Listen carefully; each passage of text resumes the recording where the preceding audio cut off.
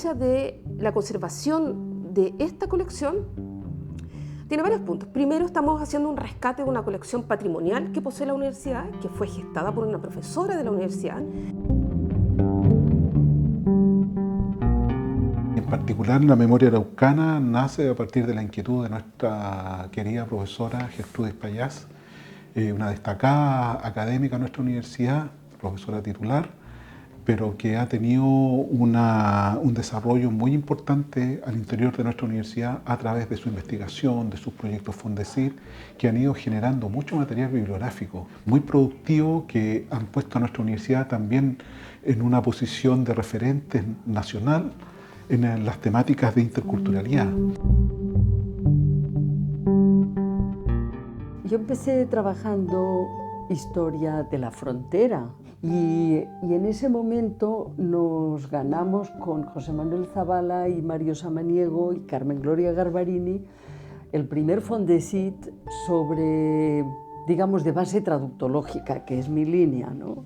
A mí me interesaba llevar a estos investigadores que venían pues, de filosofía y de antropología a conversar sobre cómo era la relación de traducción entre el mapudungún y el castellano en la historia. Se dio la oportunidad de que con ese dinero y teniendo contactos con algunas librerías de viejo, aparecían libros antiguos y entonces empecé a comprar. También había fondos locales, es decir, algunos los tuve que ir a buscar a Santiago, pero también aquí en las cercanías. Había gente que tenía libros y los empecé a pedir prestados y luego, bueno, pues ¿qué te parece si tú no los usas? Bueno, ¿por qué no me los das y te los compro? O bien, en fin, y sesiones, en fin, lo que hace cualquier investigador o investigadora hace lo mismo, que es tratar de conseguirse los libros y tenerlos siempre a mano. Entonces, de esa manera me fui haciendo un pequeño acervo, siempre sobre el tema de la traducción entre el mapudungún y el castellano en diferentes épocas históricas, pues así como que al final de lo que considero pues un periodo que ha sido muy, muy fructífero de investigación, creo que estos materiales es importante que queden a disposición de otras personas. Entonces, lo que fui haciendo fue pasarlos a biblioteca. Entre estos libros hay una sección particular que proviene de un padre misionero, el padre Fernando Díaz, que trabajó muchos años acá y que también fue haciendo acopio de libros. En realidad, todo el material misional es muy importante conservarlo. Es decir, no es solamente para la historiografía religiosa, para la historiografía de la región, digamos, en general, sino también como documentos, se pueden aprovechar como documentos lingüísticos para la revitalización del mapudungún. Entonces, quitándole todo lo que hayan sido misionales o que sean del siglo XIX, lo importante es que ahí tienes un registro de un momento en que en mapudungún se podían decir las cosas más elevadas de la religión cristiana, pero de ahí puede uno sacar material para neología, para revitalizar el mapudungún, para darle nuevos usos, para sinonimia, para toda una serie de operaciones que son importantes que hoy cualquier estudioso que le interese la revitalización del mapudungún le tiene que interesar forzosamente. La primera vez que se habló de tener en la universidad, de hacer un archivo especial para las cuestiones de memoria, digamos, de memoria regional. Y esto fue en el 2011, fíjate. El padre Fernando Díaz, que tenía mucho interés en esto, porque él acababa de hacer su doctorado también sobre temas regionales, tenía, por lo tanto, pues este acervo que es el que viene ahora a nutrir memoria araucana. Se habían juntado Fernando con Jorge Pinto y había una profesora acá en la universidad que se llamaba Victoria Barriga. La idea era juntar gente de la UFRO y de la UCT y trabajar sobre algo que pudiera llevar a un diálogo en la región, ¿no? Y claro, la base era el mapudungún y los temas mapuche, ¿no? Y ellas postularon en un Fondef que no se ganó.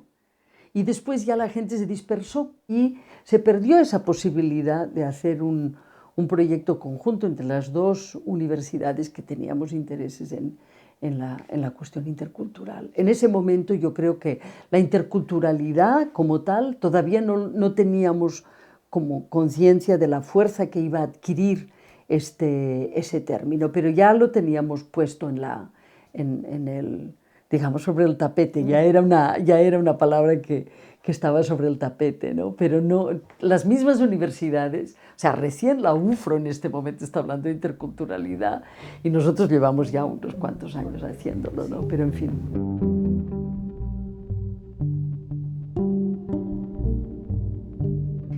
Ahora, cuando nosotros con el padre Fernando dijimos, bueno, empecemos juntando libros y llevémoslo a la biblioteca, ¿qué nombre le ponemos a esto? Porque era importante que en la biblioteca estos documentos llegaran y se les pudiera poner una etiqueta para que fueran singularizados. Sí. Nos pareció que Monumenta iba a parecer demasiado así como pomposo. Entonces, bueno, en este momento en la biblioteca, ¿cierto?, llevan la etiqueta de memoria araucana.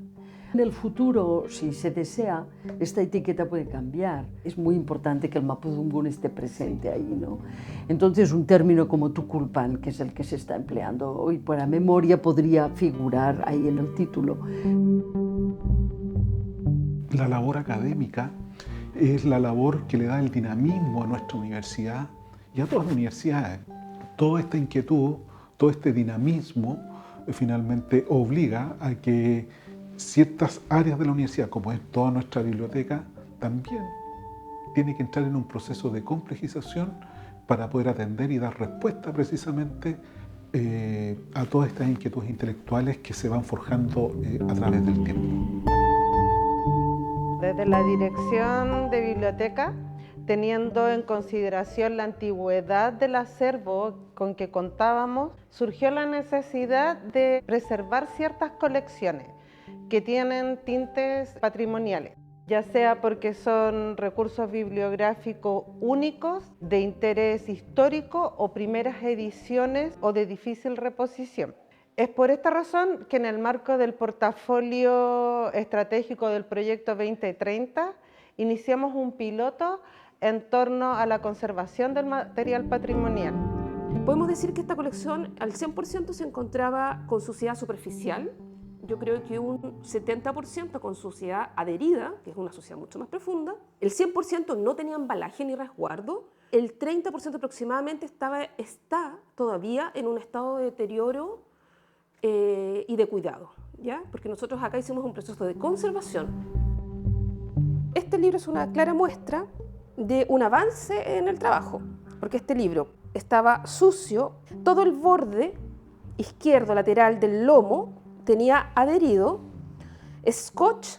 Lo primero entonces lo estabilizamos, quitamos el material adherido, ¿cierto? Luego de eso hicimos limpieza general. El libro seguía con partes desprendidas y lo que hicimos fue poner esta cinta que se llama Filmoplast, que es una cinta de papel de restauración, y procedimos entonces a poner en el borde para estabilizar y para unir nuevamente la tapa al lomo. Y finalmente tomamos la decisión de hacer un embalaje. Ahora bien, este libro no puede ser prestado público porque no fue restaurado. Nosotros lo que hicimos es conservarlo, detener el deterioro activo. Esto incluía 258 libros y documentos pertenecientes a la colección Memoria Araucana. Este libro conservado solo va a tener la duración que nosotros deseamos y la conservación si yo lo guardo en un embalaje correcto. En este caso realizamos una carpeta con un papel, cartón libre de ácido. Por tanto, el embalaje es 1 a 1. Nosotros no tenemos un prototipo general para todo. En algunos casos hicimos sobre, en otros carpetas y en otras cajas. Un trabajo muy relevante de apoyo es el trabajo de embalaje que realizó un funcionario de la Universidad Católica a propósito de un taller que dictamos acá. Él realizó aproximadamente el 80% del embalaje de la colección inicial. Es un reto para cualquier biblioteca poseer libros antiguos. Por un lado los tiene que conservar, tiene que procurar que no se deterioren. Estos textos fueron publicados en imprentas antiguas, con papel antiguo, que es muy frágil. Entonces, por una parte, la universidad, al aceptar hacerse cargo de un fondo antiguo, se tiene que responsabilizar de su conservación, y eso es un compromiso.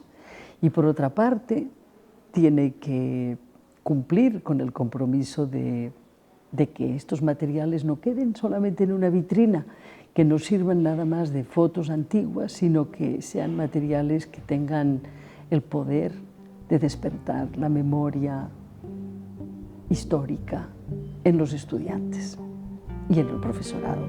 Hoy día a una biblioteca especializada, compleja, tiene que tener la capacidad precisamente de poder recoger todos estos materiales y poder llevarlos a colecciones específicas, especializadas, para que queden a disposición precisamente de los distintos usuarios.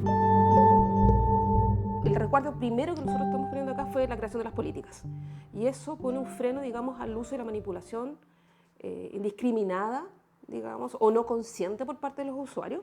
Entonces nosotros esta colección la vamos a resguardar y la vamos a guardar en un lugar específico, controlado de la temperatura, ¿cierto?, con los estándares básicos que nos plantean en el ámbito de la conservación, resguardado de la humedad, con los estándares básicos que son aproximadamente, necesitamos tener entre 40 y 55% de humedad relativa del aire, entonces vamos a generar esos espacios. Necesitamos básicamente que no ingrese a estos materiales patrimoniales luz directa, luz visible y luz ultravioleta. Para eso hemos generado estos contenedores, ¿cierto?, para resguardarlos y apartarlos. Desde la Dirección del Sistema de Bibliotecas queremos ampliar la acción de conservación hacia otras colecciones históricas, dentro de las cuales hemos contemplado la digitalización de las revistas UCT.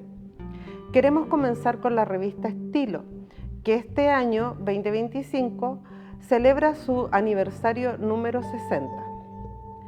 Además, colaboramos con otras iniciativas institucionales que persiguen el mismo objetivo, que es resguardar, visibilizar y poner en valor el patrimonio local y regional.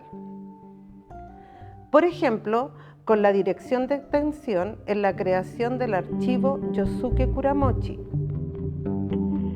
con la Facultad de Educación en su Centro de Documentación, Enseñanza y Aprendizaje de la Lengua Mapuche, y con el Programa de Artesanía en la creación de su archivo. Dentro del proyecto de remodelación de la biblioteca, Jaime Arellano, está contemplado la creación de un laboratorio de conservación. Si esto pudiese llegar a término, sería el primer laboratorio de conservación y preservación de material patrimonial que existiría en nuestra región. En ese sentido, el compromiso que tenemos nosotros como Dirección del Sistema de Biblioteca es no solo con nuestra comunidad, sino que con toda la región y, ¿por qué no?, con todo el país, en proporcionar estas colecciones que son únicas e invaluables. Entonces, ahí es el reto que tiene el equipo de la biblioteca, su directora Claudia Chao, Isabel Iriarte, el equipo que ellas lideran con la restauradora. Por una parte, conservar, y por otra parte, el reto está en cómo hacer que esto no sea una memoria muerta, sino que sea una memoria que despierte interés, que despierte curiosidad, que para los estudiantes sea una emoción, como lo ha sido para nosotros, ¿no?, como investigadores. Toda esta inquietud intelectual que tienen nuestros colegas, ya finalmente nosotros lo tenemos que canalizar precisamente para poder que este patrimonio intelectual quede a disposición de las generaciones futuras, pero también que quede el registro histórico de cómo nuestra universidad se ha ido complejizando a través del tiempo. Yo hago una invitación primero a los profesores, colegas míos que pueden tener este tipo de materiales. Bueno, pues que lo dejen a la universidad. Luego también convendría hacer una campaña para atraer hacia ese fondo a materiales que estén en colecciones privadas. Hay familias que poseen libros, que poseen papel, que pueden tener materiales que quieran que sea resguardado. No se debe ver al Fondo Memoria Araucana como un lugar, digamos, donde van a quedar guardados como en una caja fuerte, sino al contrario, un lugar donde estos materiales van a tener visibilidad. Entonces es un trabajo que desde luego tiene que hacer la Dirección de Bibliotecas y que ojalá que reciba todo el apoyo de las autoridades, porque es un proyecto muy bonito que no solamente va a servir para la biblioteca, va a servir para toda la universidad.